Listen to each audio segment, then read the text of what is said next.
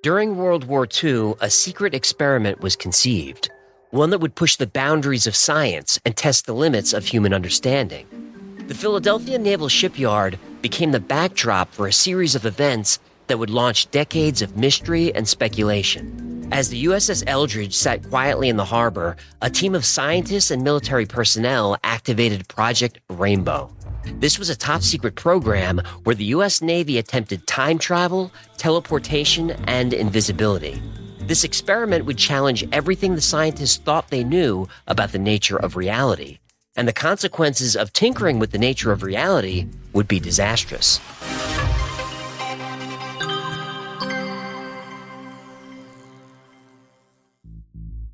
In the summer of 1943, 2 years after the U.S. entered World War II, American destroyers were being decimated by the infamous German U-boat submarines. Over 40 Allied ships a month were being sunk in the North Atlantic. In addition to U-boats, German sea mines were also taking a heavy toll on merchant shipping. The United States Navy knew something had to be done, so Project Rainbow was born.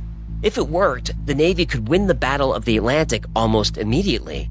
According to rumors, the experiment had 2 steps, spaced several months apart. The first step occurred on July 22, 1943. On that day, naval scientist Dr. Franklin Reno was given the use of a destroyer and its crew at the Philadelphia Naval Shipyard. His goal was to make the ship and its sailors completely invisible. Reno's experiment was based on unified field theory, an idea first coined by Albert Einstein. It's not widely known, but records from that same year show that Einstein was also conducting research for the U.S. Navy. Dr. Reno intended to merge Einstein's theory of relativity with Newton's laws of gravity. While it was yet to be proven, the unified field theory implies that with enough gravity, you could bend light around objects. Doing so would render them invisible to the naked eye. To create enough gravity, Dr. Reno had to generate an enormous electromagnetic field. Tesla coils were attached to the bow, stern, and sides of the ship. These coils would generate the field like a cloak around the ship. Meanwhile, the crew was told it was just a weapons test, though a highly experimental one. Gentlemen, today we stand on the precipice of a great achievement. We shall bend the very fabric of space and time. The USS Eldridge will not only vanish from sight, but shall traverse the boundaries of our reality. Let us proceed with courage and steadfast determination. For the eyes of the world unknowingly rest upon our shoulders at this moment. But as soon as the equipment was turned on, it was obvious it wasn't a weapon. A greenish fog started to appear around the vessel. As the minutes ticked by, this green fog grew thicker, eventually shrouding the entire ship. Unfortunately, while the destroyer was hard to see through the thick fog, it was still visible. But the ship's crew soon complained of severe headaches. Dr. Reno stopped the test and considered it a success. Soon after, the Navy decided to alter the experiment. Even if they could make a ship invisible, it would be useless if the crew was incapacitated. So they focused on making the ship invisible to radar instead of the human eye. But when they tested the new version of Reno's system, things got even worse.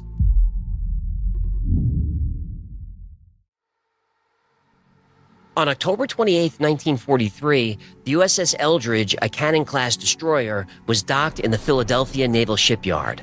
It had just been commissioned in August. It was a brand new ship with cutting-edge technology and a top-secret mission. The Eldridge was the vessel for Project Rainbow. It held secrets. Equipped with several large generators, the mission was to win the Battle of the Atlantic. Rumor aboard the ship was that the generators powered a new kind of magnetic field, more powerful than the Tesla coils used in Dr. Reno's experiment that summer. This field would, in theory, make the warship invisible to enemy radar and mines. With the full crew of 216 sailors and officers aboard, it was time to test the system. In broad daylight, in plain sight of nearby ships, the switches were thrown on the powerful generators, which hummed to life. Sailors on nearby ships and people on the docks all lined up to watch the experiment. The officers aboard the ship were nervous, but confident. Men, prepare yourselves. Whatever happens, remember, we are pioneers on the frontier of reality. If this works, you'll be part of something that will be spoken of for generations. Keep your resolve strong. The unknown is ours to conquer today. What happened next was unexpected. It baffled scientists and fueled decades of speculation. As Reno and the Naval Command looked on, the ship began to glow. Witnesses described a murky green fog that surrounded the entire hull, just like it had a few months before. But this time, the fog didn't just make the ship hard to see, it made the 1,600-ton USS Eldridge completely disappear. When the fog faded away seconds later, the USS Eldridge was gone. It wasn't just invisible to military radar, it was invisible to everyone, until it mysteriously turned up in Norfolk, Virginia, 250 miles away. And the strangest part? When it arrived in Virginia, it was 10 minutes earlier in the day than when it disappeared from Philadelphia. The Eldridge reappeared in Philadelphia 20 minutes later. Or would that be 10 minutes later? Because of the whole time travel thing, it's hard to tell. Either way, it was gone, and then it came back. It seemed the USS Eldridge had traveled through time, and this wasn't completely unexpected. The unified field theory implies more than bending light to make objects invisible. It also suggests that electromagnetic gravity can manipulate time. This seemed to be exactly what happened in Philadelphia that day, but something had gone terribly wrong. According to reports, when the ship rematerialized, crew members suffered terrible burns and disorientation. Some had fused into the metal walls at the molecular level. Their arms and legs appeared melted into the ship. They were unable to move, unable to free their skin from the metal it clung to, and they died in agony. Other crew members were physically unharmed, but they went insane. I saw them. They were screaming, trying to pull themselves free from the ship's walls. Some faded like ghosts, lost to some other world. Whatever we did, it wasn't meant for man to meddle with time or reality like this. Some sailors vanished completely, never to be seen again. Others appeared to fade in and out of sight, like they were caught between two dimensions. I can still feel it. The cold, the metal. It was like being trapped inside a nightmare. We went through hell and came back, but some part of us never did. What we witnessed, what we became, no man should ever know.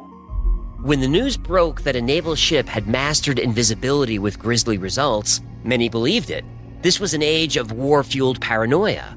Americans felt that true evil was out there, so it wasn't difficult to get people speculating about the impossible. This was fertile ground for conspiracy theories. Remember, Roswell was only a few years away. The unexplainable, the unidentifiable, the unbelievable now seemed achievable. It's unsurprising that some Americans clung to the idea of a vanishing warship. While the USS Eldridge did exist at the time, it wasn't in Philadelphia that day, or Virginia. Most of the ships rumored to be nearby also were in other ports at the time. According to the ship's logs, the Eldridge was undergoing sea trials that month with her brand new crew in New York. Most of those sailors survived the war unscathed and lived unremarkable lives. None ever came forward with evidence of the experiment. In fact, the USS Eldridge had an uneventful life. During the war, it escorted Mediterranean convoys. Then it was sold to the Greek Navy. The ship was finally decommissioned and scrapped in 1999. This isn't to say that the Philadelphia experiment has zero credibility. While the USS Eldridge may not have been involved, there is something to this. We know for a fact that in October 1943 in Philadelphia, the government was up to something.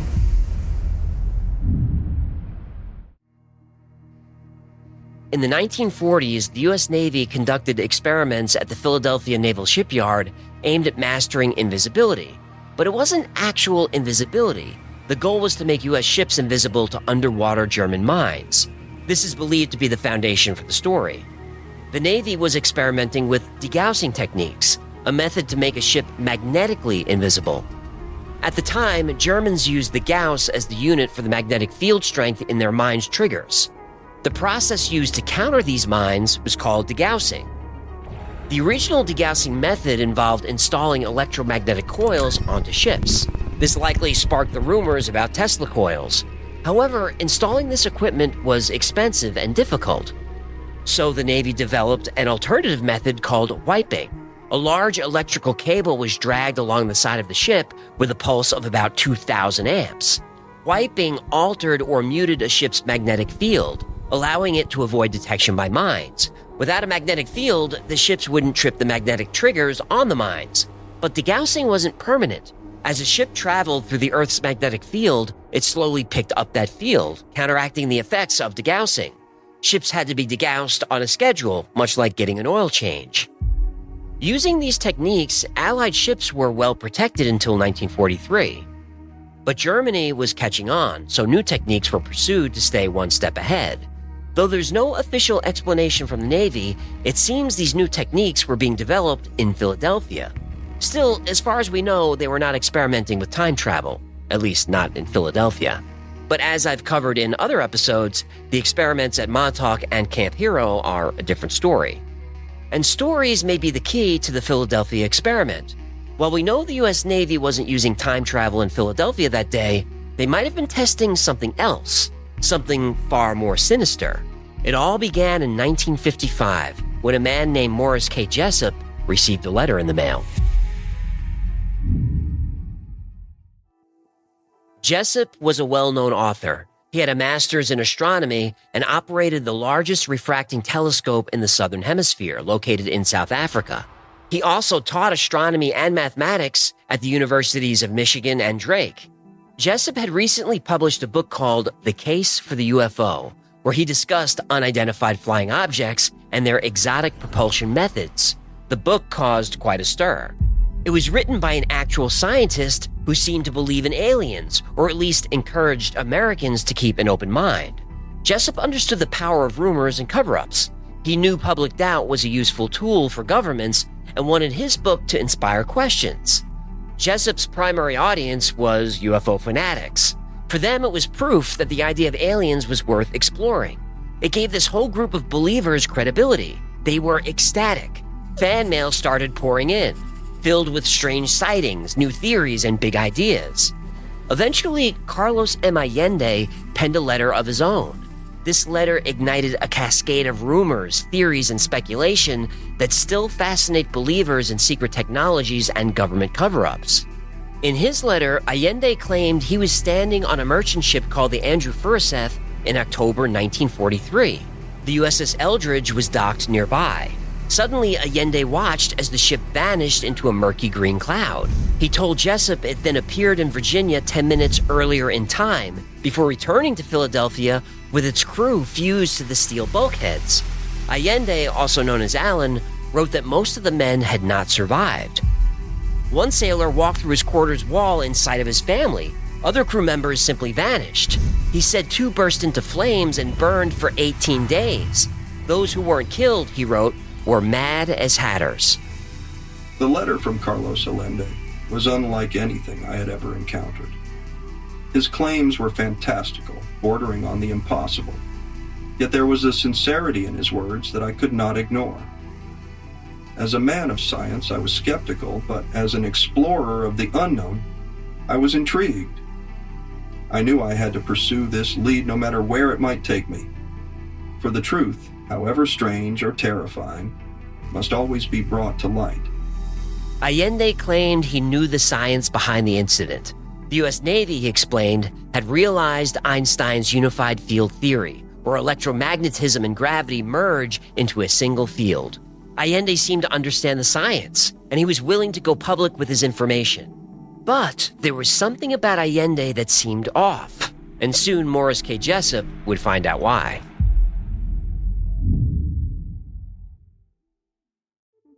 Allende, as it turned out, was a pseudonym. His real name was Carl M. Allen, a man fascinated with UFOs, aliens, and Jessup's work. Allen had indeed been stationed at the Philadelphia Naval Shipyard during the alleged incident, but there were holes in his story. The USS Eldridge was actually in New York that day, preparing to depart for North Africa. Moreover, there was no record of the Andrew Furuseth ever being in Philadelphia. On October 28, 1943, the date of the supposed time travel experiment, it was in the middle of the Atlantic, heading to the Mediterranean. So what was Allen talking about if the ships weren't there? Allen's letter was bizarre, and not just because of what he claimed to witness. His writing was rambling and strange, almost nonsensical. His account was chilling, but hard to follow. Still, Jessup decided to give him a chance. He wrote back, asking for proof.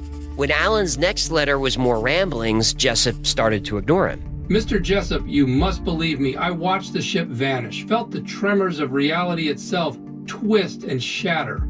Those men, they walked through steel as if it were air. The Navy has played God, and we are the unholy witnesses. A year later, 2 officers from the newly formed Office of Naval Research received a strange package. It was a copy of Jessup's book, The Case for the UFO, covered in notes and annotations. The handwriting seemed to be from 3 people who called themselves the Gypsies. They wrote about the Philadelphia experiment in detail. The notes showed advanced knowledge of physics and linked extraterrestrial technology to breakthroughs in unified field theory, the very thing the Philadelphia experiment supposedly relied on. Some notes even claimed aliens had made the ship vanish. A few months later, 2 ONR officers showed up at Jessup's doorstep. The ONR, responsible for scientific research and special projects, brought the annotated book. Jessup recognized Allen's handwriting immediately. He had used different colored inks trying to fake the handwriting of 3 fictional people, even claiming one was an alien. Allen later admitted this. When Jessup didn't buy his story, Allen tried it on the ONR, using 3 different personas, the so-called Gypsies. The fact that the ONR took these annotations seriously was a red flag to some conspiracists. The ONR officers were so concerned with the notes that they retyped them all, reprinting 25 copies of Jessup's book with the typewritten notes. Of course, all 25 copies have now disappeared. If the Philadelphia experiment never happened, why would the ONR care about this book at all? Why retype it by hand? Maybe Allen was on to something. The U.S. Navy conducted invisibility tests in July that year. Allen's accounts might have been suspiciously similar to real events, which would require a cover-up. Or maybe the ONR was just checking up on Allen's story. But their visit backfired, giving the Philadelphia experiment even more publicity. The lesson: if you have theories about secret government experiments, it's best to not publicize them. While Allen tried to prove his story, Morris Jessup faced a different problem. His writing career was faltering.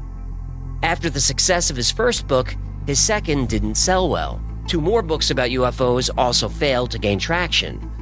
Eventually, his publishers dropped him. The failure of Jessup's books wasn't entirely his fault.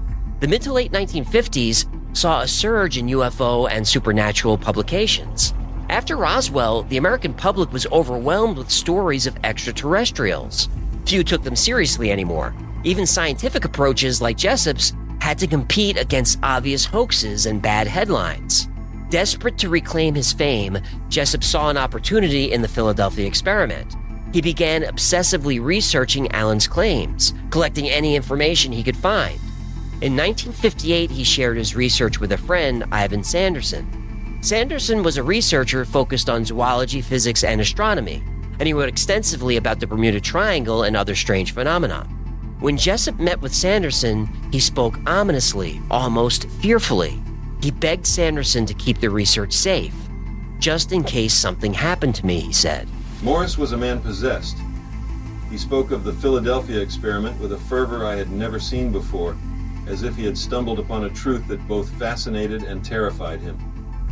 When he entrusted me with his research, I could see the fear in his eyes, the weight of the knowledge he carried. On April 19, 1959, Jessup called his friend Manson Valentine. He claimed a breakthrough in his findings and wanted to meet up the next day to share the news in person. He never showed up. Jessup was found dead in his car the next day, April 20th, from carbon monoxide poisoning. A hose was attached to the exhaust pipe, filling the car with toxic gas. Washcloths were pressed into the windows to keep fumes from escaping. Now, officials ruled it a suicide, but no autopsy was performed. Strangest of all, his prized briefcase was missing. Whatever documents Jessup was about to show Valentine were now gone. Jessup's death was certainly clouded in mystery. Had he come too close to finding the truth? Did someone need to get rid of him? Jessup had been depressed in the years and months leading up to his death. His wife had left him a year earlier. He'd been in a serious car accident that left him with chronic pain. It's possible he died by his own hand, but people who knew him, like Manson Valentine, weren't so sure. He was on the verge of something big, Jessup was not the type to give up, even in his darkest moments. Whatever he discovered, it was enough to silence him permanently, and now his truth is buried with him. Now, it's likely that a military ship never really vanished into a mysterious green fog. The real mystery, then, might be about us. What does the Philadelphia experiment say about our willingness to believe in what we can't explain? Our need for something mysterious to exist? Well, there might be another meta-explanation. In 1994, computer scientist and astronomer Jacques Vallée published a theory in the Journal of Scientific Exploration. He believed that deep-seated imagery is key to planting a hoax into the minds of the public. According to Vallée, if you want someone to remember a story, hoax or not, give some disturbing details. It's possible the Philadelphia experiment wasn't about making a ship disappear at all. Maybe the government was testing how to tell cover-up stories. This would explain why the ONR was so concerned about the success or failure of Allen's story. It's possible Jessup had agreed to be an intermediary. He had a fan base, a way to reach the public. He was even employed by the U.S. government for a year between 1943 and 1944, which included the time of the alleged experiments in July and October. Jessup's employment records didn't show his title. His FBI records don't disclose the nature of his work that year. It's possible there was much more to Jessup's career than his books, but with his untimely death, we'll never know. The publication of Vallée's theory did provide one last clue to the truth about the Philadelphia experiment. Not long after Vallée's article appeared, a witness named Edward Dudgeon came forward. Dudgeon was an electrician in the U.S. Navy from 1942 to 1945. He was stationed aboard the USS Engstrom, which was dry docked in the Philadelphia Naval Yard during the summer of 1943. He had first-hand knowledge of the classified devices that were installed on ships there because he had helped install them. Dudgeon confirmed the stories of invisibility were related to degaussing machinery. The green glow, he said it was nothing more than static electricity, also known as St. Elmo's fire, a well-known phenomenon on the high seas. I was there. I saw it with my own eyes. The USS Eldridge, the experiments, the strange green glow. It was all real, but it wasn't science fiction fantasy or government conspiracy. It was just static electricity and degaussing equipment, plain and simple. The Navy had us working on classified projects, sure, but nothing like the Philadelphia experiment. As for the alleged appearance of the USS Eldridge in Virginia, Dudgeon said the Navy used private canals that were off limits to commercial vessels. A Navy ship could easily travel without being spotted. To a casual observer, it might seem to appear almost out of thin air. After Dudgeon's testimony, many of the questions about the Philadelphia experiment seem to have been answered. But the unknown will always have some kind of power over humanity. And as in the cases of Carl Allen, Morris Jessup, and countless others, our quest for answers might drive us to madness. Or drive us to something far worse.